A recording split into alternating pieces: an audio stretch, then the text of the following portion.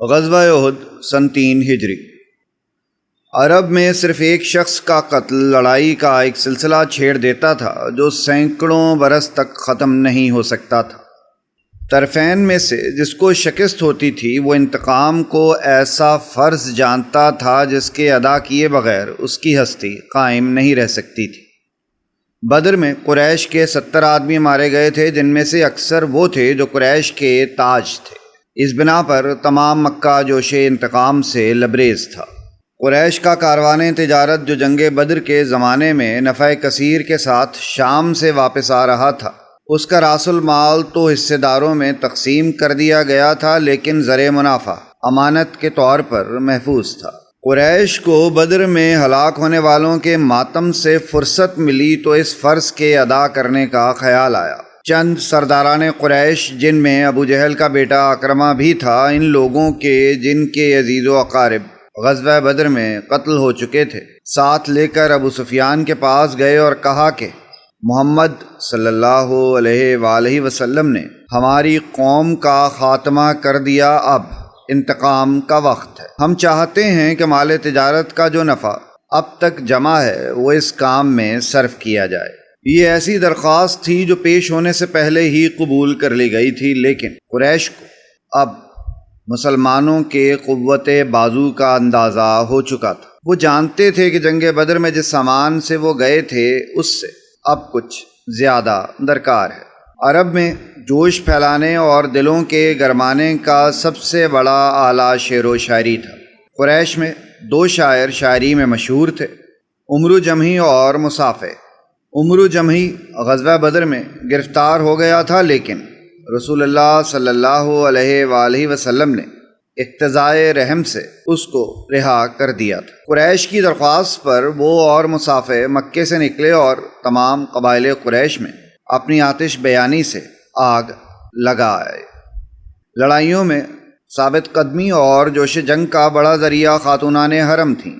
جس لڑائی میں خواتین ساتھ ہوتی تھیں، عرب جانوں پر کھیل جاتے تھے۔ بہت سی عورتیں ایسی بھی تھیں جن کی اولاد جنگ بدر میں قتل ہو چکی تھی، اس لیے وہ خود جوش انتقام سے لبریز تھیں اور انہوں نے منتیں مانی تھیں کہ اولاد کے قاتلوں کا خون پی کر دم لیں گی۔ غرض جب فوجیں تیار ہوئیں تو بڑے بڑے معزز گھرانوں کی عورتیں بھی فوج میں شامل ہوئیں۔ حضرت حمزہ رضی اللہ عنہ نے ہند کے باپ عتبہ کو بدر میں قتل کیا تھا۔ جبیر بن مطعم کا چچا بھی حضرت حمزہ رضی اللہ عنہ کے ہاتھ سے مارا گیا تھا۔ اس بنا پر ہند نے وحشی کو، جو جبیر کا غلام اور حربہ اندازی میں کمال رکھتا تھا، حضرت حمزہ رضی اللہ عنہ کے قتل پر آمادہ کیا اور یہ اقرار ہوا کہ اس کارگزاری کے صلے میں وہ آزاد کر دیا جائے گا۔ حضرت عباس رضی اللہ عنہ رسول اللہ صلی اللہ علیہ وآلہ وسلم کے چچا اسلام لا چکے تھے، لیکن اب تک مکہ ہی میں مقیم تھے۔ انہوں نے تمام حالات لکھ کر ایک تیز رو قاصد کے ہاتھ رسول اللہ صلی اللہ علیہ وآلہ وسلم کے پاس بھیجے۔ حضرت صلی اللہ علیہ وآلہ وسلم کو یہ خبریں پہنچیں تو آپ صلی اللہ علیہ وآلہ وسلم نے 5 شوال سن 3 ہجری کو 2 خبر رساں جن کے نام انس اور مونس تھے، خبر لانے کے لیے بھیجے۔ انہوں نے آ کر اطلاع دی کہ قریش کا لشکر مدینہ کے قریب آ گیا اور مدینہ کی چراگاہ کو ان کے گھوڑوں نے صاف کر دیا۔ آپ صلی اللہ علیہ وآلہ وسلم نے حضرت عباب بن منظر رضی اللہ عنہ کو بھیجا کہ فوج کی تعداد کی خبر لائیں۔ انہوں نے آ کر صحیح تخمینہ سے اطلاع دی۔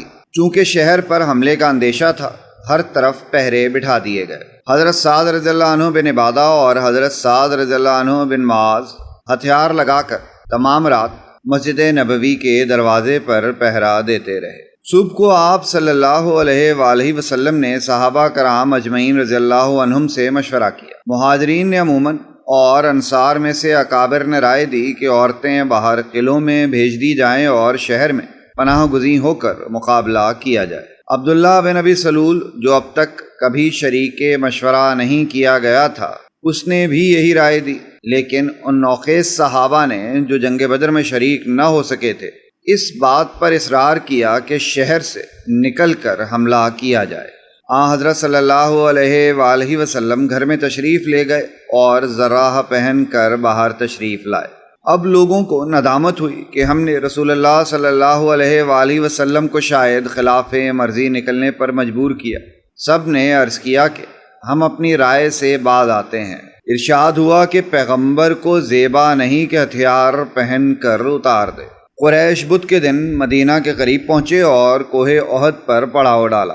احد مدینہ منورہ سے شمالی جانب قریباً 1.5-2 میل کے فاصلے پر ایک پہاڑ کا نام ہے۔ حضرت صلی اللہ علیہ وآلہ وسلم جمعہ کے دن نماز جمعہ پڑھ کر 1000 صحابہ رضی اللہ عنہم کے ساتھ شہر سے نکلے۔ عبداللہ بن ابی 300 کی جمعیت لے کر آیا تھا، لیکن یہ کہہ کر واپس چلا گیا کہ محمد نے میری رائے نہیں مانی صلی اللہ علیہ وآلہ وسلم۔ قبیلہ خزرج میں بنی سلمہ نے اور قبیلہ اوس میں سے بنی حارثہ نے بھی ابن ابی کی طرح کچھ واپسی کا ارادہ کیا، اور یہ دونوں قبیلے لشکر کے دونوں طرف تھے۔ توفیق خداوندی نے ان کی دستگیری کی اور اللہ سبحانہ تعالیٰ نے ان کو بچا لیا اور واپس نہیں ہوئے۔ انہی کے بارے میں یہ آیت نازل ہوئی۔ اذ ہمت طائفتان منکم ان تفشلا، جبکہ 2 گروہ تم میں سے ایسے تھے مسلمانوں کہ وہ کچھ کمزوری انہوں نے دکھائی، نامردی کا مظاہرہ کیا، ان کے پاؤں لڑکھڑائے۔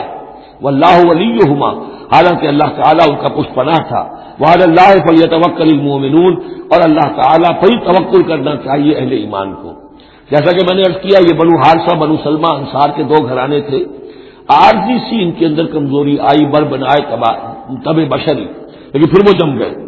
لیکن ان کی جو ہے ذکر قرآن میں کر دیا گیا، اور وہ اس پر فخر کرتے تھے کہ ہم وہ لوگ ہیں کہ جن کا ذکر اللہ نے قرآن میں کیا ہے، واللہ ولیہما، کیونکہ پھر وہ عارضی سی جو ان پر آئی تھی کمزوری وہ رفع ہو گئی۔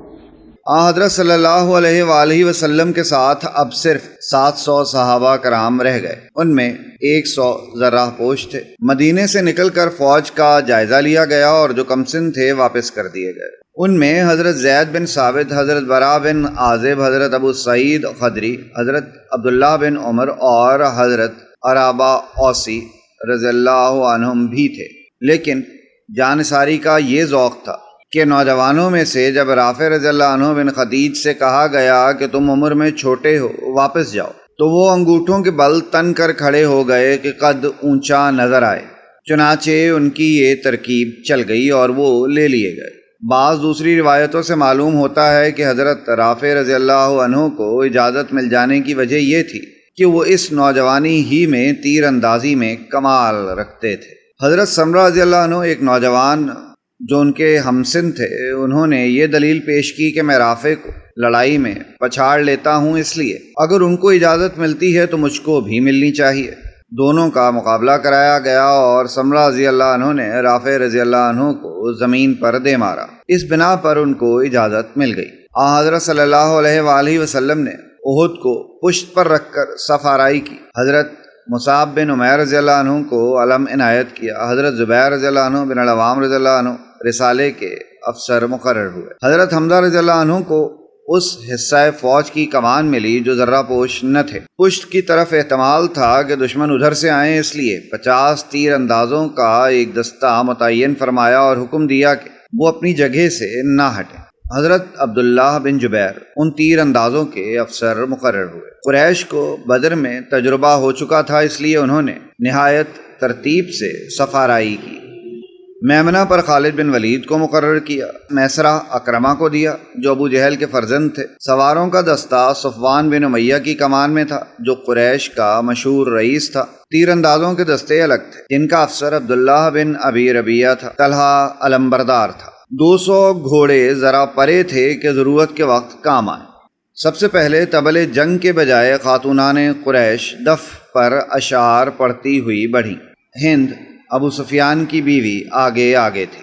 یہ خواتین بدر میں ہلاک ہونے والوں کا ماتم اور انتقام خون کے رجس اشعار کی صورت میں پڑھ رہی تھیں۔ لڑائی کا آغاز اس طرح ہوا کہ ابو عامر جو مدینہ منورہ کا ایک مقبول عام شخص تھا اور مدینہ چھوڑ کر مکہ میں آباد ہو گیا تھا، 150 آدمیوں کے ساتھ میدان میں آیا۔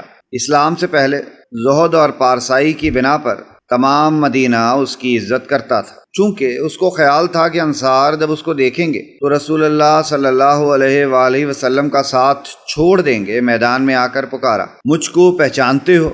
میں ابو عامر ہوں۔ انصار نے کہا ہاں او بدکار، ہم تجھ کو پہچانتے ہیں، اللہ تیری آرزو بر نہ لائے۔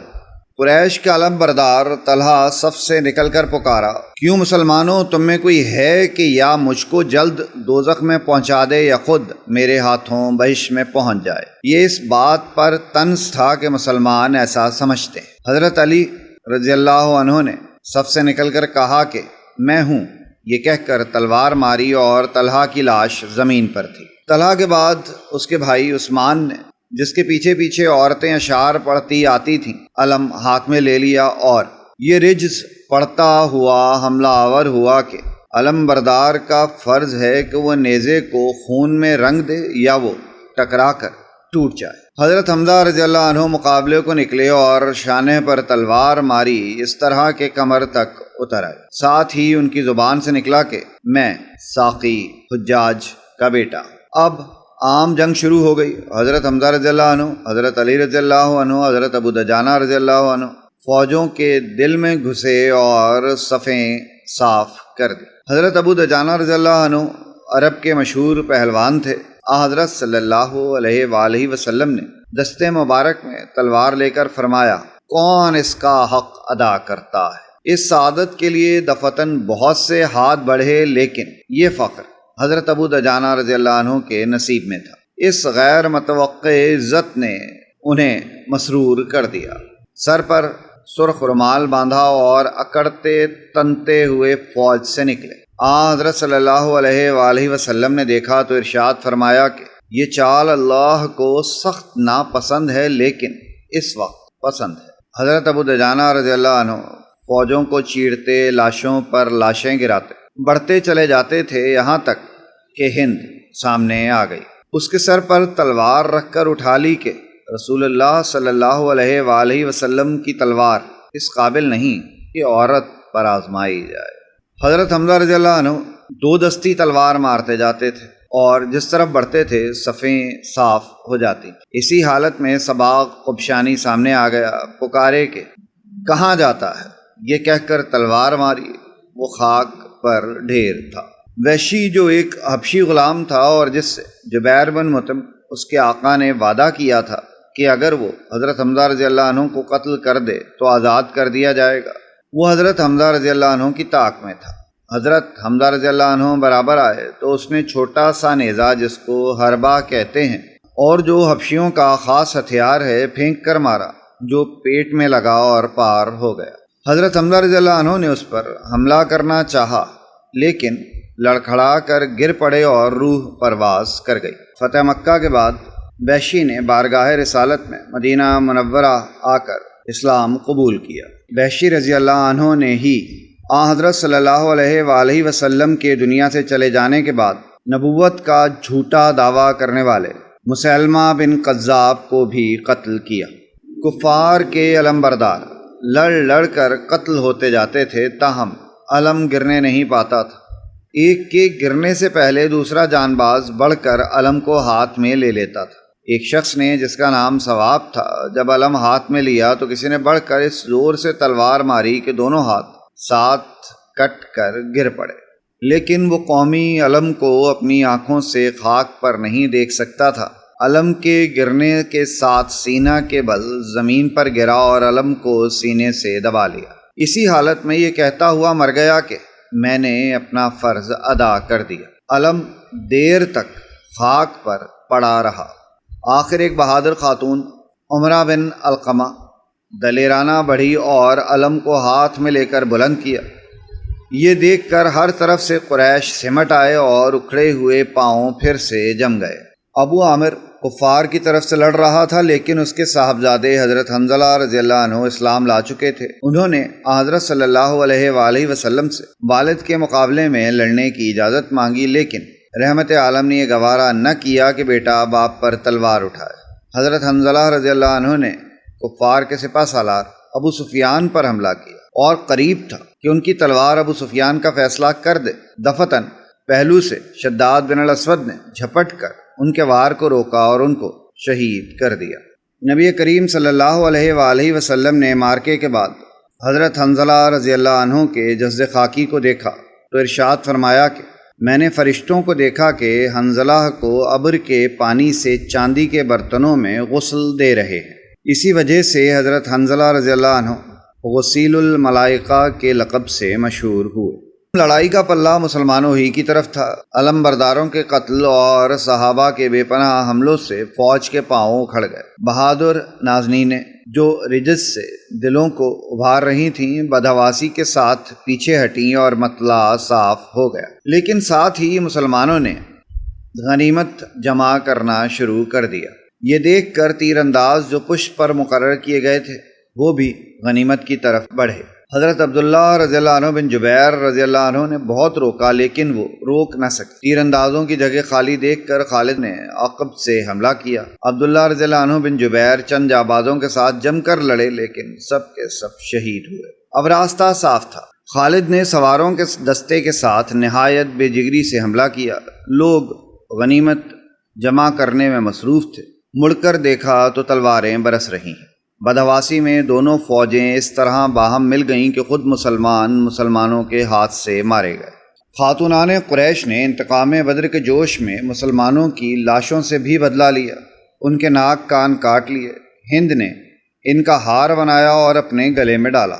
حضرت حمزہ رضی اللہ عنہ کے جسم مبارک کے قریب گئی اور ان کا پیٹ چاک کر کے کلیجہ نکالا اور چبا گئی، لیکن گلے سے اتر نہ سکا، اس لیے اگل دینا پڑا۔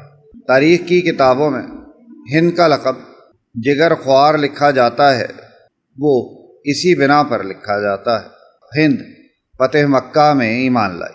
حضرت مصعب بن عمیر رضی اللہ عنہ جو حضرت صلی اللہ علیہ وآلہ وسلم سے صورت میں مشابہ اور علم بردار تھے، ابن قمیہ نے ان کو شہید کر دیا اور غل مچ گیا کہ حضرت صلی اللہ علیہ وآلہ وسلم نے شہادت پائی۔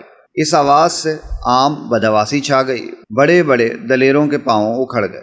بدحواسی میں اگلی صفیں پچھلی صفوں پر ٹوٹ پڑی اور دوست دشمن کی تمیز نہ رہی۔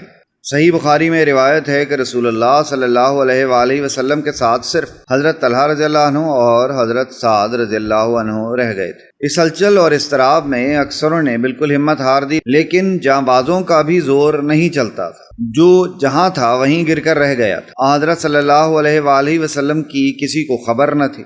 حضرت علی رضی اللہ عنہ تلوار چلاتے اور دشمنوں کی صفیں الٹتے جاتے تھے، لیکن رسول اللہ صلی اللہ علیہ وآلہ وسلم کا پتہ نہ تھا۔ حضرت انس رضی اللہ عنہ کے چچا حضرت ابن نضر لڑتے بھڑتے موقع سے آگے نکل گئے۔ دیکھا حضرت عمر رضی اللہ عنہ نے مایوس ہو کر ہتھیار پھینک دیا ہے۔ پوچھا یہاں کیا کرتے ہو؟ بولے اب لڑ کر کیا کریں، رسول اللہ صلی اللہ علیہ وآلہ وسلم نے تو شہادت پائی۔ حضرت ابن نضر رضی اللہ عنہ نے کہا ان کے بعد ہم زندہ رہ کر کیا کریں گے؟ یہ کہہ کر فوج میں گھس گئے اور لڑ کر شہادت پائی۔ صحیح بخاری میں حضرت انس رضی اللہ عنہ راوی ہیں کہ میرے چچا انس بن نضر کو غزوہ بدر میں شریک نہ ہونے کا بہت رنج تھا۔ ایک مرتبہ رسول اللہ صلی اللہ علیہ وآلہ وسلم سے کہنے لگے، یا رسول اللہ صلی اللہ علیہ وآلہ وسلم، افسوس کہ میں مشرکین کے ساتھ اسلام کے پہلے ہی جہاد و قتال میں شریک نہ ہوا۔ اگر اللہ سبحانہ و تعالی مجھ کو آئندہ کسی جہاد میں شریک ہونے کی توفیق دے گا تو اللہ دیکھ لے گا کہ میں اس کی راہ میں کیسی جد و جہد اور کیسی جاں بازی اور سرفروشی دکھاتا ہوں۔ جب مارکہ احد میں کچھ لوگ بھاگے تو انس بن نضر رضی اللہ عنہ نے کہا، اے اللہ، میں تیری بارگاہ میں اس فعل سے معافی چاہتا ہوں جو ان مسلمانوں نے کیا، اور اس سے بری اور بیزار ہوں کہ جو مشرکین نے کیا۔ اور تلوار لے کر آگے بڑھے۔ سامنے سعد بن معاذ رضی اللہ عنہ آ گئے۔ ان کو دیکھ کر انس بن نضر رضی اللہ عنہ نے کہا، اے سعد، کہاں جا رہے ہو؟ بے شک میں تو احد کے نیچے جنت کی خوشبو سونگھ رہا ہوں۔ یہ کہتے ہوئے آگے بڑھے اور دشمنوں کا مقابلہ کیا، یہاں تک کہ شہید ہوئے۔ جان سارا خاص برابر لڑتے جاتے تھے، لیکن نگاہیں سرور عالم صلی اللہ علیہ وآلہ وسلم کو ڈھونڈتی تھیں۔ سب سے پہلے حضرت کعب بن مالک رضی اللہ عنہ کی نظر پڑی۔ حضرت کعب رضی اللہ عنہ نے پہچان کر پکارا، مسلمانوں، رسول اللہ صلی اللہ علیہ وآلہ وسلم یہ ہیں۔ یہ سن کر ہر طرف سے جانثار ٹوٹ پڑے۔ کفار نے اب ہر طرف سے ہٹ کر اسی رخ پر زور دیا۔ دل کا دل ہجوم کر کے بڑھتا تھا، لیکن ذوالفقار کی بجلی سے یہ بادل پھٹ پھٹ کر رہ جاتا تھا۔ ایک دفعہ ہجوم ہوا تو حضرت صلی اللہ علیہ وآلہ وسلم نے فرمایا، کون مجھ پر جان دیتا ہے؟ حضرت زیاد بن سکن رضی اللہ عنہ 5 انصاری لے کر اس خدمت کی ادا کرنے کے لیے بڑھے اور ایک ایک نے جاں بازی سے لڑ کر جانیں فدا کر دی۔ حضرت زیاد کو یہ شرف حاصل ہوا کہ حضرت صلی اللہ علیہ وآلہ وسلم نے حکم دیا کہ ان کا لاشا قریب لاؤ۔ لوگ اٹھا کر لائے، کچھ جان باقی تھی، قدموں پر منہ رکھ دیا اور اسی حالت میں جان دی۔ عبداللہ بن شہاب زہری نے پتھر مار کر پیشانی مبارک کو زخمی کیا۔ عبداللہ بن شہاب زہری جنگ احد میں کفار کے ساتھ آئے، مگر بعد میں مشرف اسلام ہوئے اور مکہ مکرمہ میں وفات پائی۔ چہرہ انور پر جب خون بہنے لگا تو ابو سعید خدری رضی اللہ عنہ کے والد ماجد مالک بن سنان رضی اللہ عنہ انہوں نے خون چوس کر چہرہ انور کو صاف کر دیا۔ سعد بن ابی وقاص رضی اللہ عنہ کے بھائی عتبہ بن ابی وقاص نے موقع پا کر رسول اللہ صلی اللہ علیہ وآلہ وسلم پر ایک پتھر پھینکا، جس سے نیچے کا دندان مبارک شہید اور نیچے کا لب زخمی ہوا۔ سعد بن ابی وقاص رضی اللہ عنہ فرماتے ہیں کہ میں جس قدر اپنے بھائی عتبہ کے قتل کا حریص اور خواہش مند رہا، اتنا کسی کے قتل کا کبھی حریص اور خواہش مند نہیں ہوا۔ عبداللہ بن قمیہ جو قریش کا مشہور بہادر تھا، صفوں کو چیرتا پھاڑتا حضرت صلی اللہ علیہ وآلہ وسلم کے قریب آ گیا اور چہرہ مبارک پر تلوار ماری۔ اس کے صدمے سے مغفر کی 2 کڑیاں چہرہ مبارک میں چپ کر رہ گئیں۔ اسی حالت میں آپ صلی اللہ علیہ وآلہ وسلم کی زبان سے عبرت کے لہجے میں یہ الفاظ نکلے: وہ قوم کیا فلاح پا سکتی ہے جو اپنے پیغمبر کو زخمی کرتی ہے۔ بارگاہ خداوندی میں یہ الفاظ پسند نہ آئے اور یہ آیت اتری۔ اب اس جنگ کے دوران جو بھی کچھ مسلمانوں سے خطائیں ہوئیں، غلطیاں ہوئیں، ان کی طرف بھی اشارہ ہے۔ اس میں بعض ایک معاملہ ایسا بھی ہوا جو حضور سے بھی خطا کا ایک معاملہ ہوا، اس کے اوپر بھی گرفت ہے، بلکہ سب سے پہلے حضور والے معاملے کو لیا جا رہا ہے۔ جب آپ زخمی ہو گئے شدید اور آپ پر بے ہوشی بھی طاری ہوئی، پھر جب ہوش میں آیا تو آپ کی زبان پر یہ الفاظ آ گئے: کیف یہدی اللہ قوما خضبوا وجہ نبیہم بالدم۔ اللہ اس قوم کو کیسے ہدایت دے گا جس نے اپنے نبی کے چہرے کو خون سے رنگ دیا؟ کیونکہ تلوار کا وار پڑا تھا آپ کی، یہ چیک جو ہے، چیک بون پر، یہ جو ہڈی ہے چہرے کی، اور اس سے 2 آپ کے دانت بھی شہید ہو گئے تھے، اور یہ کہ فوارہ خون کا چھوٹا تھا، اور اس فوارے سے ظاہر بات ہے آپ کا پورا چہرہ لہو لہان، پورا جسم، اور خون اتنا گیا کہ آپ پر بے ہوشی طاری ہو گئی۔ کیف یہدی اللہ قوما، اللہ کیسے ہدایت دے گا اس قوم کو، خضبوا، جنہوں نے رنگ دیا، وجہ نبیہم، اپنے نبی کے چہرے کو، بالدم، خون سے۔ اس پر گرفت ہو رہی ہے۔ لیس لک من الامر شیء، اے نبی آپ کا کوئی اختیار نہیں ہے، آپ کا کام ہے دعوت دینا، تبلیغ کرنا، لوگوں کی ہدایت و ضلالت کا فیصلہ ہم کرتے ہیں، آپ نہیں کرتے۔ اور دیکھیے اللہ نے کیا شان دکھائی، جس شخص کی وجہ سے یہ سب کچھ ہوا ہے، خالد ابن ولید، حضور ہی کے زبان مبارک سے اسے خطاب دلوایا: خالد سیف من سیوف اللہ، خالد اللہ کی تلواروں میں سے تلوار ہے۔ حالانکہ یہ ساری زخم جو پہنچی ہے وہ حضرت خالد بن ولید اس وقت تک جو وہ کفر کے سرداروں میں سے تھے وہ آئے تھے۔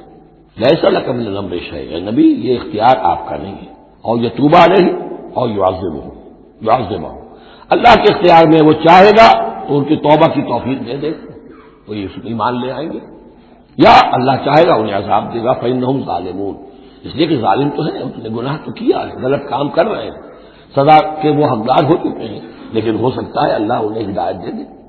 اب دیکھیے یہ وقت وقت کی بات ہوتی ہے۔ چند سال پہلے طائف میں وہ دعا جو ہے آپ سے کہا گیا، فرشتہ آیا کہ اے نبی جنہوں نے آپ پر پتھراؤ کیا ہے اور آپ کی توہین و تذلیل کی ہے، یہ ملک الجبال جو ہے کہتا ہے کہ میں حاضر ہوں، مجھے اللہ نے بھیجا ہے، آپ فرمائیں تو ان دونوں پہاڑوں کو ٹکرا دوں جن کے مابین یہ وادی کے اندر یہ شہر طائف آباد ہے، تاکہ یہ سب پس جائیں، سرما ہو۔ آپ نے فرمایا نہیں، کیا عجب کہ اللہ تعالیٰ ان کی آئندہ نسلوں کو ہدایت دے دے۔ عائشہ صدیقہ رضی اللہ عنہ اپنے والد حضرت ابوبکر صدیق رضی اللہ عنہما سے راوی ہیں کہ چہرہ انور میں جراح کی جو 2 کڑیاں چبھ گئی تھیں، ابو عبیدہ بن الجراح رضی اللہ عنہ نے ان کو اپنے دانتوں سے پکڑ کر کھینچا، جس میں ابو عبیدہ رضی اللہ عنہ کے 2 دانت شہید ہوئے۔ غزوہ احد کے بعد چند روز نہ گزرے تھے کہ اللہ سبحانہ و تعالیٰ نے ابن قمیہ پر ایک پہاڑی بکرا مسلط کیا، جس نے اپنے سینگوں سے ابن قمیہ کو ٹکڑے ٹکڑے کر ڈالا۔ چاروں طرف سے تلواریں اور تیر برس رہے تھے۔ یہ دیکھ کر جانثاروں نے آپ کو دائرے میں لے لیا۔ حضرت ابو دجانہ رضی اللہ عنہ جھک کر سپر بن گئے۔ اب جو تیر آتے تھے ان کی پیٹھ پر آتے تھے۔ حضرت طلحہ رضی اللہ عنہ نے تلواروں کو ہاتھ پر روکا، ایک ہاتھ کٹ کر گر پڑا۔ ابو داؤد طیالسی میں حضرت عائشہ رضی اللہ عنہ سے مروی ہے کہ ابوبکر صدیق رضی اللہ عنہ جب غزوہ احد کا ذکر کرتے تو یہ فرماتے، یہ دن تو سارا طلحہ کے لیے رہا۔ حضرت ابو طلحہ رضی اللہ عنہ مشہور تیر انداز تھے۔ انہوں نے اس قدر تیر برسائے کہ 2-3 کمانیں ان کے ہاتھ میں ٹوٹ ٹوٹ کر رہ گئیں۔ انہوں نے سپر سے حضرت صلی اللہ علیہ وآلہ وسلم کے چہرے پر اوٹ کر لیا تھا کہ آپ صلی اللہ علیہ وآلہ وسلم پر کوئی وار نہ آنے پائے۔ آپ صلی اللہ علیہ وآلہ وسلم کبھی گردن اٹھا کر دشمنوں کی فوج کی طرف دیکھتے تو عرض کرتے کہ آپ صلی اللہ علیہ وآلہ وسلم گردن نہ اٹھائیں، ایسا نہ ہو کہ کوئی تیر لگ جائے، یہ میرا سینہ حاضر ہے۔ حضرت سعد بن ابی وقاص رضی اللہ عنہ بھی مشہور تیر انداز تھے اور اس وقت آپ کے پاس حاضر تھے۔ حضرت صلی اللہ علیہ وآلہ وسلم نے اپنا ترکش ان کے آگے ڈال دیا اور فرمایا، تم پر میرے ماں باپ قربان، تیر مارتے جاؤ۔ حضرت علی رضی اللہ عنہ فرماتے ہیں کہ میں نے سوائے سعد بن ابی وقاص کے کسی اور کے لیے رسول اللہ صلی اللہ علیہ وآلہ وسلم کو فدا کا ابی و امی، یعنی میرے ماں باپ تجھ پر فدا ہوں کہتے نہیں سنا۔ جب کچھ مسلمان آپ صلی اللہ علیہ وآلہ وسلم کے پاس جمع ہو گئے تو پہاڑ کی گھاٹی کی طرف چلے۔ حضرت ابوبکر اور عمر اور علی اور طلحہ اور حارث بن سما وغیرہ رضی اللہ عنہم اجمعین آپ صلی اللہ علیہ وآلہ وسلم کے ہمراہ تھے۔ اتنے میں ابی بن خلف گھوڑا دوڑاتا ہوا آ پہنچا، جس کو دانہ کھلا کر اس امید پر موٹا کیا تھا کہ اس پر سوار ہو کر محمد صلی اللہ علیہ وآلہ وسلم کو قتل کروں گا۔ آپ صلی اللہ علیہ وآلہ وسلم کو جب اس کی اطلاع ہوئی تو آپ صلی اللہ علیہ وآلہ وسلم نے اسی وقت فرما دیا تھا کہ انشاءاللہ میں ہی اس کو قتل کروں گا۔ جب وہ آپ صلی اللہ علیہ وآلہ وسلم کی طرف بڑھا تو صحابہ نے اجازت چاہی کہ ہم اس کا کام تمام کریں۔ آپ صلی اللہ علیہ وآلہ وسلم نے فرمایا، قریب آنے دو۔ جب قریب آ گیا تو حارث بن سماح رضی اللہ عنہ سے نیزہ لے کر اس کی گردن میں ایک کوچا دیا، جس سے وہ بلبلا اٹھا اور چلاتا ہوا واپس ہوا کہ خدا کی قسم مجھ کو محمد نے مار ڈالا صلی اللہ علیہ وآلہ وسلم۔ لوگوں نے کہا یہ تو معمولی خراش ہے، کوئی کاری زخم نہیں، اس سے تو اس قدر چلا رہا ہے۔ ابی نے کہا، تم کو معلوم نہیں کہ محمد نے مکہ ہی میں کہا تھا کہ میں ہی تجھ کو قتل کروں گا۔ اس خراش کی تکلیف میرا ہی دل جانتا ہے۔ خدا کی قسم اگر یہ خراش حجاز کے تمام باشندوں پر تقسیم کر دی جائے تو سب کی ہلاکت کے لیے کافی ہے۔ اسی طرح بلبلاتا رہا، مقام صرف میں پہنچ کر مر گیا۔ رسول اللہ صلی اللہ علیہ وآلہ وسلم ثابت قدموں کے ساتھ پہاڑ کی چوٹی پر چڑھ گئے کہ دشمن ادھر سے نہیں آ سکتے تھے۔ ابو سفیان نے دیکھ لیا، فوج لے کر پہاڑی پر چڑھا، لیکن حضرت عمر رضی اللہ عنہ اور چند صحابہ کرام اجمعین نے پتھر برسائے جس سے وہ آگے نہ بڑھ سکا۔ آپ صلی اللہ علیہ وآلہ وسلم کی وفات کی غلط خبر مدینے تک پہنچ گئی۔ اخلاص شعار نہایت بیتابی کے ساتھ دوڑے۔ جناب فاطمہ زہرا رضی اللہ عنہ نے آ کر دیکھا تو ابھی تک چہرہ مبارک سے خون جاری ہے۔ حضرت علی رضی اللہ عنہ پانی بھر کر لائے۔ جناب سیدہ دھوتی تھیں لیکن خون نہیں تھمتا تھا۔ بلاخر چٹائی کا ایک ٹکڑا جلا کر خاک کو زخم پر رکھ دیا گیا، اس سے خون فوراً تھم گیا۔ ابو سفیان سامنے کی پہاڑی پر چڑھ کر پکارا کہ کیا یہاں محمد ہیں صلی اللہ علیہ وآلہ وسلم؟ آپ نے حکم دیا کوئی جواب نہ دے۔ ابو سفیان نے حضرت ابوبکر رضی اللہ عنہ اور حضرت عمر رضی اللہ عنہ کا نام لے کر پکارا، اور جب کچھ آواز نہ آئی تو پکارا کہ سب مارے گئے۔ حضرت عمر رضی اللہ عنہ سے ضبط نہ ہو سکا، بول اٹھے، او دشمن خدا، ہم سب زندہ ہیں۔ ابو سفیان نے کہا، اے حبل تو اونچا رہ۔ حبل ایک بت کا نام ہے۔ صحابہ کرام نے حضرت صلی اللہ علیہ وآلہ وسلم کے حکم سے جواب دیا، اللہ اونچا اور بڑا ہے۔ ابو سفیان نے کہا، ہمارے پاس عزا ہے، تمہارے پاس نہیں۔ عزا بت کا نام ہے، لفظی معنی عزت کے۔ صحابہ کرام نے کہا، اللہ ہمارا آقا ہے اور تمہارا آقا نہیں۔ ابو سفیان نے کہا، آج کا دن بدر کے دن کا جواب ہے۔ فوج کے لوگوں نے مردوں کے ناک کان کاٹ لیے ہیں۔ میں نے یہ حکم نہیں دیا تھا، لیکن مجھ کو معلوم ہوا تو کچھ رنج بھی نہیں ہوا، اور چلتے وقت للکار کر یہ کہا، سال آئندہ بدر پر تم سے لڑائی کا وعدہ ہے۔ رسول اللہ صلی اللہ علیہ وآلہ وسلم نے کسی کو یہ حکم دیا کہ کہہ دیں، ہاں ہمارا اور تمہارا یہ وعدہ ہے انشاءاللہ۔ حضرت صلی اللہ علیہ وآلہ وسلم نے مستورات اور بچوں کو حضرت یمان رضی اللہ عنہ اور حضرت ثابت رضی اللہ عنہ کی حفاظت میں مدینہ کے پاس قلعوں میں بھیج دیا تھا۔ ان لوگوں کو شکست کی خبر معلوم ہوئی تو سب کچھ چھوڑ کر احد کی طرف بڑھے۔ حضرت ثابت رضی اللہ عنہ مشرکوں کے ہاتھوں سے مارے گئے۔ حضرت یمان رضی اللہ عنہ کو مسلمان ہجوم میں پہچان نہ سکے، ان پر تلواریں برس پڑیں۔ ان کے صاحبزادے حضرت حذیفہ رضی اللہ عنہ نے ہر چند ہاں ہاں کہا اور بتایا کہ میرے والد ہیں، لیکن ہنگامے میں کون سنتا تھا۔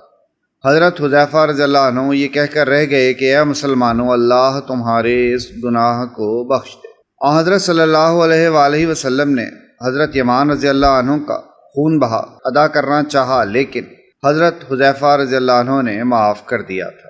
اس غزوے میں خاتونان اسلام نے بھی شرکت کی۔ حضرت عائشہ رضی اللہ عنہ اور حضرت ام سلیم رضی اللہ عنہ، جو حضرت انس رضی اللہ عنہ کی والدہ تھیں، زخمیوں کو پانی پلاتی تھیں۔ حضرت ام سلیت رضی اللہ عنہ نے بھی، جو حضرت ابو سعید خدری رضی اللہ عنہ کی والدہ ہیں، یہی خدمت انجام دی۔ عین اس وقت جب کافروں نے عام حملہ کر دیا تھا اور آپ صلی اللہ علیہ وآلہ وسلم کے ساتھ صرف چند جانثار رہ گئے تھے، ام عمارہ رضی اللہ عنہ حضرت صلی اللہ علیہ وآلہ وسلم کے پاس پہنچی۔ کفار جب آپ پر بڑھتے تھے تو تیر اور تلوار سے روکتی تھی۔ ابن قمیہ جب دوڑتا ہوا حضرت صلی اللہ علیہ وآلہ وسلم کے پاس پہنچ گیا تو حضرت ام عمارہ رضی اللہ عنہ نے بڑھ کر روکا، چنانچہ کندھے پر زخم آیا۔ انہوں نے بھی تلوار ماری، لیکن وہ دوہری ذراح پہنے ہوئے تھا، اس لیے کارگر نہ ہوئی۔ حضرت صفیہ رضی اللہ عنہ حضرت حمزہ رضی اللہ عنہ کی بہن شکست کی خبر سن کر مدینے سے نکلی۔ حضرت صلی اللہ علیہ وآلہ وسلم نے ان کے صاحبزادے حضرت زبیر رضی اللہ عنہ کو بلا کر اشارہ کیا کہ حضرت حمزہ رضی اللہ عنہ کی لاش نہ دیکھنے پائیں۔ حضرت زبیر رضی اللہ عنہ نے حضرت صلی اللہ علیہ وآلہ وسلم کا پیغام سنایا، بولی کہ میں اپنے بھائی کا ماجرا سن چکی، لیکن اللہ کی راہ میں یہ کوئی بڑی قربانی نہیں۔ حضرت صلی اللہ علیہ وآلہ وسلم نے اجازت دی، جسد خاکی کے قریب گئیں۔ خون کا جوش تھا اور عزیز بھائی کے ٹکڑے بکھرے ہوئے پڑے تھے، لیکن انا للہ و انا الیہ راجعون کہہ کر چپ ہو رہی۔ انصار میں سے ایک عفیفہ کے والد، بھائی، شوہر سب اس مارکے میں شہید ہو گئے۔ باری باری تینوں سخت حادثات کی صدا ان کے کانوں میں پڑتی جاتی تھی، لیکن وہ ہر بار صرف یہی پوچھتی تھیں کہ رسول اللہ صلی اللہ علیہ وآلہ وسلم کیسے ہیں؟ لوگوں نے کہا بخیر ہیں۔ انہوں نے پاس آ کر چہرہ مبارک دیکھا اور بے اختیار پکار اٹھی، آپ صلی اللہ علیہ وآلہ وسلم کے ہوتے سب مصیبتیں ہیچ ہیں۔ مسلمانوں کی طرف 70 آدمی شہید ہوئے، جن میں زیادہ تر انصار تھے، لیکن مسلمانوں کے افلاس کا یہ حال تھا کہ اتنا کپڑا بھی نہ تھا کہ شہداء کی پردہ پوشی ہو سکتی۔ حضرت مصعب بن عمیر رضی اللہ عنہ ایک صحابی تھے کہ ان کا پاؤں چھپایا جاتا تو سر کھل جاتا اور سر ڈھانکا جاتا تو پاؤں کھل جاتے۔ آخر پاؤں گھاس سے چھپا دیے گئے۔ یہ وہ حیرت انگیز منظر تھا کہ بعد کو بھی یہ واقعہ مسلمانوں کو یاد آ جاتا تو آنکھیں تر ہو جاتی۔ شہداء دو دو ملا کر ایک ایک قبر میں دفن کیے گئے۔ جس کو قرآن زیادہ یاد ہوتا اس کو مقدم کیا جاتا۔ 8 برس کے بعد وفات سے 1-2 برس پہلے جب آپ صلی اللہ علیہ وآلہ وسلم ادھر سے گزرے تو بے اختیار آپ پر رقت طاری ہوئی، اور اس طرح آپ صلی اللہ علیہ وآلہ وسلم نے پردرد کلمات فرمائے جیسے کوئی زندوں اور مردوں سے رخصت ہو رہا ہو۔ اور اس کے بعد آپ صلی اللہ علیہ وآلہ وسلم نے خطبہ دیا کہ مسلمانوں، تم سے یہ خوف نہیں کہ پھر مشرک بن جاؤ، لیکن یہ ڈر ہے کہ دنیا میں نہ پھنس جاؤ۔ دونوں فوجیں جب میدان سے الگ ہوئیں تو مسلمان زخم سے چور تھے، تاہم یہ خیال کر کے کہ ابو سفیان مسلمانوں کو مغلوب سمجھ کر دوبارہ حملہ آور نہ ہو، آپ صلی اللہ علیہ وآلہ وسلم نے مسلمانوں کی طرف رخ کر کے خطاب فرمایا کہ کون ان کا تعاقب کرے گا۔ فوراً 70 آدمیوں کی ایک جماعت اس مہم کے لیے تیار ہو گئی، جن میں حضرت ابوبکر صدیق رضی اللہ عنہ، حضرت زبیر رضی اللہ عنہ بھی شامل تھے۔ ابو سفیان احد سے روانہ ہو کر جب مقام روحا پہنچا، یہاں خیال آیا کہ کام ناتمام رہ گیا۔ حضرت صلی اللہ علیہ وآلہ وسلم کو پہلے ہی سے گمان تھا۔ دوسرے ہی دن آپ نے اعلان فرمایا کہ کوئی واپس نہ جائے، چنانچہ حمراء الاسد تک جو مدینہ سے 8 میل ہے تشریف لے گئے۔ قبیلہ خزاعہ اس وقت تک ایمان نہیں لایا تھا، لیکن درپردہ اسلام کا طرفدار تھا۔ اس کا رئیس معبد خزاعی شکست کی خبر سن کر آپ صلی اللہ علیہ وآلہ وسلم کی خدمت میں حاضر ہوا اور واپس جا کر ابو سفیان سے ملا۔ ابو سفیان نے اپنا ارادہ ظاہر کیا۔ معبد نے کہا، میں دیکھتا آتا ہوں محمد صلی اللہ علیہ وآلہ وسلم اس سر و سامان سے آ رہے ہیں کہ ان کا مقابلہ ناممکن ہے۔ وغرض ابو سفیان واپس آ گیا۔ یہی وہ واقعہ ہے جس کو مورخین نے ایک نیا غزوہ بنا لیا ہے اور حمراء الاسد کا ایک نیا عنوان قائم کیا ہے۔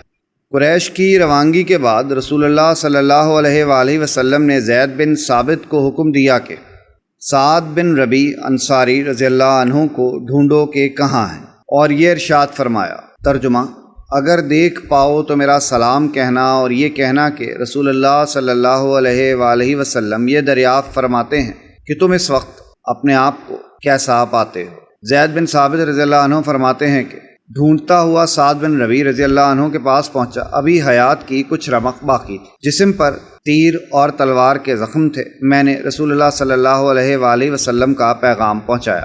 سعد بن ربی رضی اللہ عنہ نے یہ جواب دیا، ترجمہ: رسول اللہ صلی اللہ علیہ وآلہ وسلم پر بھی سلام اور تم پر بھی سلام۔ رسول اللہ صلی اللہ علیہ وآلہ وسلم کو یہ پیغام پہنچا دینا، یا رسول اللہ صلی اللہ علیہ وآلہ وسلم، اس وقت میں جنت کی خوشبو سونگھ رہا ہوں، اور میری قوم انصار سے یہ کہہ دینا کہ اگر رسول اللہ صلی اللہ علیہ وآلہ وسلم کو کوئی تکلیف پہنچی، حالانکہ تم میں سے ایک آنکھ بھی دیکھنے والی موجود ہو، یعنی تم میں سے کوئی ایک بھی زندہ ہو، تو سمجھ لینا کہ اللہ کے یہاں تمہارا کوئی عذر قابل قبول نہ ہوگا۔ یہ کہہ کر روح پرواز کر گئی۔ انہوں نے واپس آ کر حضرت صلی اللہ علیہ وآلہ وسلم کو پیغام پہنچایا اور خبر دی۔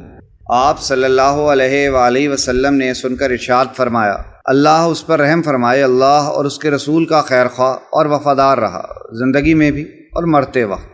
رسول اللہ صلی اللہ علیہ وآلہ وسلم حضرت حمزہ رضی اللہ عنہ کی تلاش میں نکلے۔ وادی کے درمیان میں مسلح کیے ہوئے، یعنی ناک اور کان کٹے ہوئے اور شکم اور سینہ چاک پائے گئے۔ اس منظر کو دیکھ کر بے اختیار دل بھر آیا اور فرمایا کہ تم پر اللہ کی رحمت ہو۔ جہاں تک مجھ کو معلوم ہے، البتہ تم بڑے مخیر اور صلہ رحمی کرنے والے تھے۔ اگر صفیہ کے رنج اور غم کا ڈر نہ ہوتا تو میں تم کو اسی طرح چھوڑ دیتا کہ درند اور پرند تم کو کھاتے، اور پھر قیامت کے دن انہی کے شکم سے اٹھتے۔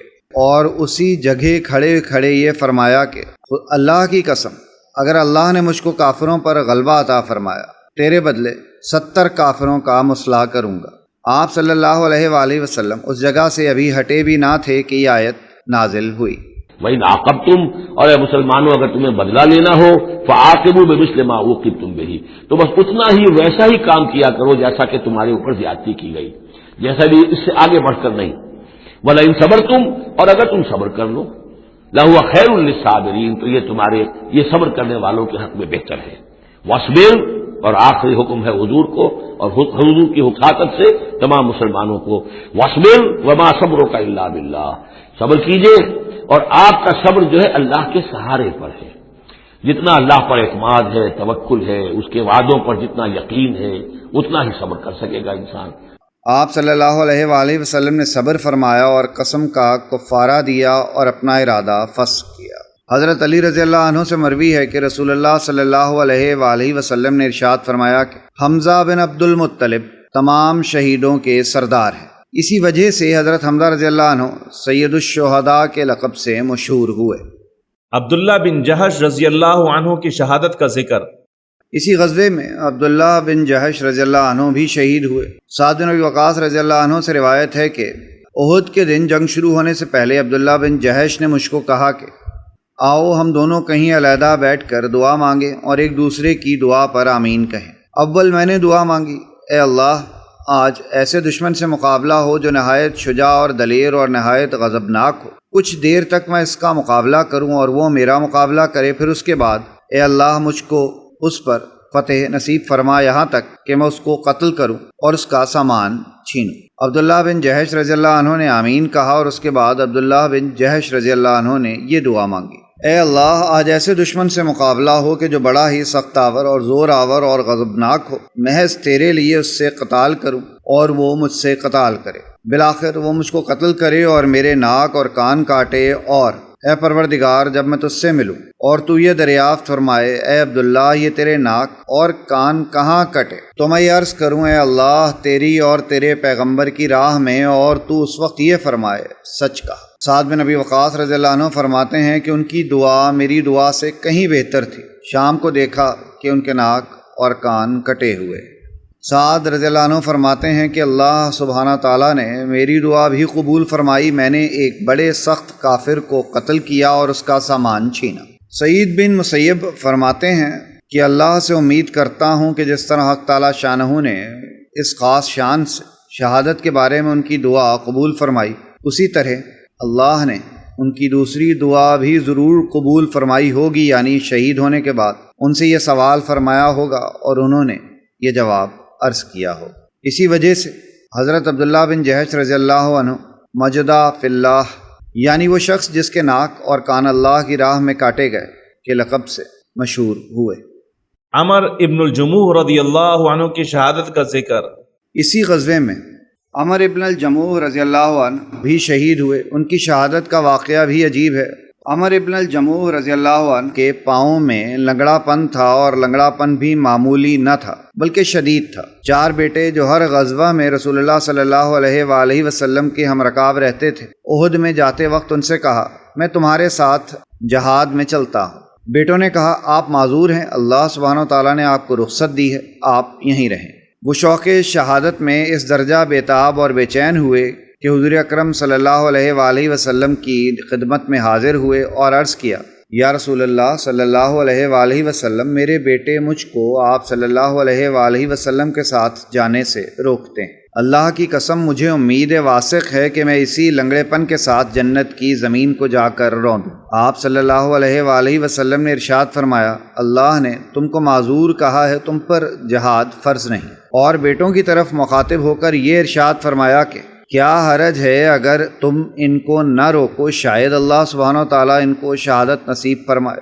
چنانچہ وہ جہاد کے لیے نکلے اور شہید ہوئے رضی اللہ عنہ۔ حضرت خیثمہ رضی اللہ عنہ کی شہادت کا ذکر۔ خیثمہ رضی اللہ عنہ نے، جن کے صاحبزادے سعد غزوہ بدر میں شہید ہوئے، بارگاہ نبوت میں حاضر ہو کر عرض کیا کہ یا رسول اللہ صلی اللہ علیہ وآلہ وسلم، افسوس مجھ سے غزوہ بدر رہ گیا جس کی شرکت کا میں بڑا ہی حریص اور مشتاق تھا، یہاں تک کہ اس سعادت کے حاصل کرنے میں بیٹے سے قرآن اندازی کی، مگر یہ سعادت میرے بیٹے سعد کی قسمت میں تھی۔ قرآن اس کے نام کا نکلا اور شہادت بھی اس کو نصیب ہوئی اور میں رہ گیا۔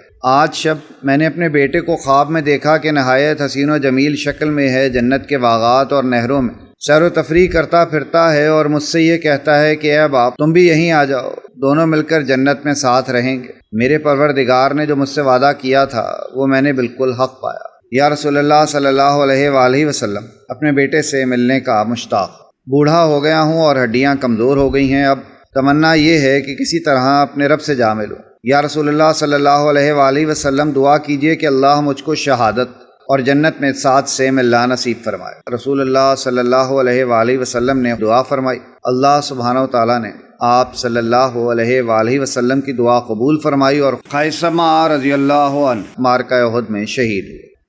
شہید قوم۔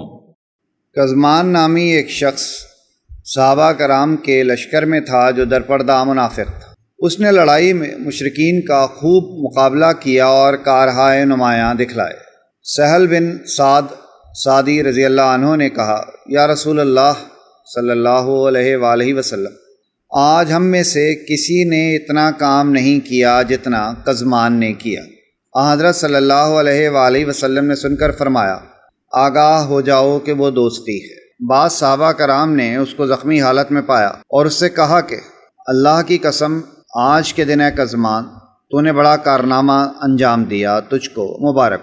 قزمان نے جواب دیا، ترجمہ: تم مجھے کس چیز کی بشارت اور مبارکباد دیتے ہو؟ اللہ کی قسم، میں نے اللہ اور اس کے رسول کے لیے قتال نہیں کیا، بلکہ صرف اپنی قوم کے خیال اور ان کے بچانے کی غرض سے قتال کیا۔ اس کے بعد جب زخموں کی تکلیف زیادہ ہوئی تو خودکشی کر لی۔ حضرت اسیرم رضی اللہ عنہ کی شہادت کا ذکر۔ عمر بن ثابت، جو اسیرم کے لقب سے مشہور تھے، ہمیشہ اسلام سے منحرف رہے۔ جب احد کا دن ہوا تو اسلام دل میں اتر آیا اور کلمہ پڑھ کر تلوار لے کر میدان میں پہنچے اور کافروں سے خوب قتال کیا، یہاں تک کہ زخمی ہو کر گر پڑے۔ لوگوں نے جب دیکھا کہ اسیرم ہیں تو بہت تعجب ہوا اور پوچھا کہ اے عمرو، تیرے لیے اس لڑائی کا کیا داعی ہوا، اسلام کی رغبت یا قومی غیرت و حمیت؟ اسیرم رضی اللہ عنہ نے جواب دیا، ترجمہ: بلکہ اسلام کی رغبت داعی ہوئی اور میں ایمان لایا اللہ اور اس کے رسول پر اور مسلمان ہوا اور تلوار لے کر رسول اللہ صلی اللہ علیہ وآلہ وسلم کے ساتھ آپ کے دشمنوں سے قتال کیا، یہاں تک کہ مجھ کو یہ زخم پہنچے۔ یہ کلام ختم کیا اور خود بھی شہید ہو گئے۔ ابو ہریرہ رضی اللہ عنہ فرمایا کرتے تھے کہ بتلاؤ وہ کون شخص ہے کہ جو جنت میں پہنچ گیا اور ایک نماز بھی نہیں پڑھی؟ وہ یہی صحابی۔ حضرت صلی اللہ علیہ وآلہ وسلم مدینہ میں تشریف لائے تو تمام مدینہ ماتم کا دا تھا۔ آپ جس طرف سے گزرتے گھروں سے ماتم کی آوازیں آتی تھیں۔ آپ صلی اللہ علیہ وآلہ وسلم کو عبرت ہوئی کہ سب کے عزیز و اقارب ماتم داری کا فرض ادا کر رہے ہیں، لیکن حضرت حمزہ رضی اللہ عنہ کا کوئی نوحہ خواہ نہیں ہے۔ رقت کے جوش میں آپ صلی اللہ علیہ وآلہ وسلم کی زبان سے بے اختیار نکلا، ترجمہ: لیکن حضرت حمزہ کا کوئی رونے والا نہیں۔ انصار نے یہ الفاظ سنے تو تڑپ اٹھے۔ سب نے جا کر اپنی بیویوں کو حکم دیا کہ دولت قدے پر جا کر حضرت حمزہ رضی اللہ عنہ کا ماتم کرو۔ حضرت صلی اللہ علیہ وآلہ وسلم نے دیکھا دروازے پر پردہ نشینان انصار کی بھیڑ تھی اور حمزہ رضی اللہ عنہ کا ماتم بلند تھا۔ آپ صلی اللہ علیہ وآلہ وسلم نے ان کے حق میں دعائے خیر کی اور فرمایا، میں تمہاری ہمدردی کا شکر گزار ہوں، لیکن مردوں پر نوحہ کرنا جائز نہیں۔ عرب میں دستور تھا کہ مردوں پر عورتیں زور زور سے نوحہ اور بین کرتی تھیں، گالوں پر تھپڑ مارتی تھیں اور چیختی چلاتی تھیں۔ یہ رسم بد اسی دن سے بند کر دی گئی اور فرمایا کہ آج سے کسی مردے پر نوحہ نہ کیا جائے۔ یہ بھی بعد میں ارشاد ہوا کہ اس طرح ماتم کرنا مسلمان کی شان نہیں۔ ان یمسسکم قرح فقد مس القوم قرح مثلہ۔ اب ظاہر بات ہے کہ اتنی بڑی جو ایک چوٹ پہنچی تھی، 70 صحابہ شہید ہو گئے، اس میں حضرت حمزہ بھی ہے، مصعب بن عمیر بھی ہے۔ انصار کا کوئی گھرانہ نہیں تھا۔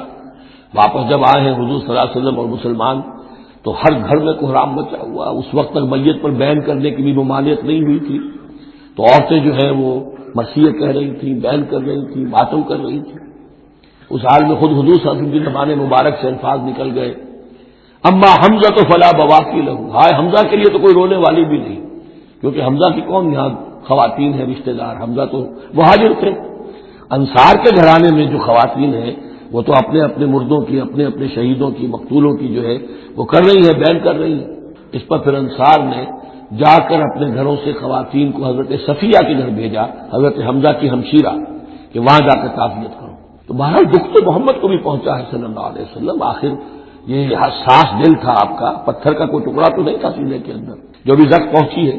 یا اللہ تعالیٰ اہل ایمان کی دلجوئی کے لیے کہہ رہا ہے کہ اتنے غمگین نہ ہو، اتنے ملول نہ ہو، اتنے دل گرفتہ نہ ہو۔ ان یمسسکم قرح، اگر تمہیں کوئی چرکا لگا ہے اب، فقد مس القوم قرح مثلہ، تو تمہارے دشمن کو اس جیسا ہی چرکا لگ چکا ہے کہ نہیں؟ 1 سال پہلے ان کے 70 مارے گئے تھے کہ نہیں؟ وَتِلْكَ الْأَيَّامُ نُدَاوِلُهَا بَيْنَ النَّاسِ، اور یہ تو دن ہے جن کو ہم لوگوں میں الٹ پھیر کرتے رہتے ہیں، اونچ نیچ، ایک سی کیفیت ہم نہیں رکھتے۔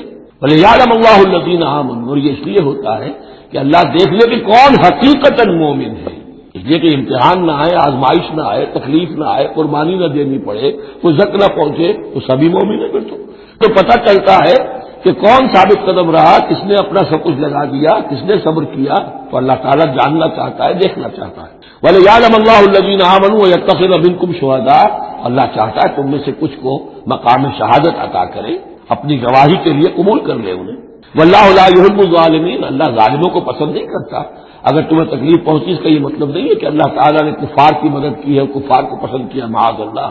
وَلِيُمَحِّصَ اللَّهُ الَّذِينَ آمَنُوا وَيَمْحَقَ الْكَافِرِينَ، اور یہ اس لیے ہوا ہے کہ اللہ تعالیٰ اہل ایمان کو بالکل پاک کر دے. یعنی تمہارے ہاں اب خاص طور پر جو انصار مدینہ ہیں جو ابھی ایمان لائے ہیں ان میں کچھ کچے بھی ہیں پکے بھی ہیں. اللہ چاہتا ہے کہ وہ پوری طریقے سے پک بھی جائیں، اور اگر کوئی کچا ہی رہنا ہے تو وہ کٹ بھی جائے، تاکہ جماعت کی بحثیت مجموعی جو ہے اس کی قوت کو ذوق نہ پہنچے. تو پاک کر لینا، تمحیص، بحث و تمحیص میں یہ لفظ ہم استعمال کرتے ہیں. بحث کہتے ہیں کڑیدنے کو، جیسے جانور جو ہے کوا جو ہے زمین کو کڑے دے گا، پھر جو اسے نظر آئے گا کوئی دانا ہے یا کوئی کنکر ہے تو علیحدہ کرے گا اور دانے کو کھائے گا، کنکر کو چھوڑ دے گا. تو بحث ہے کڑیدنا اور تمحیص ہے جدا کر دینا.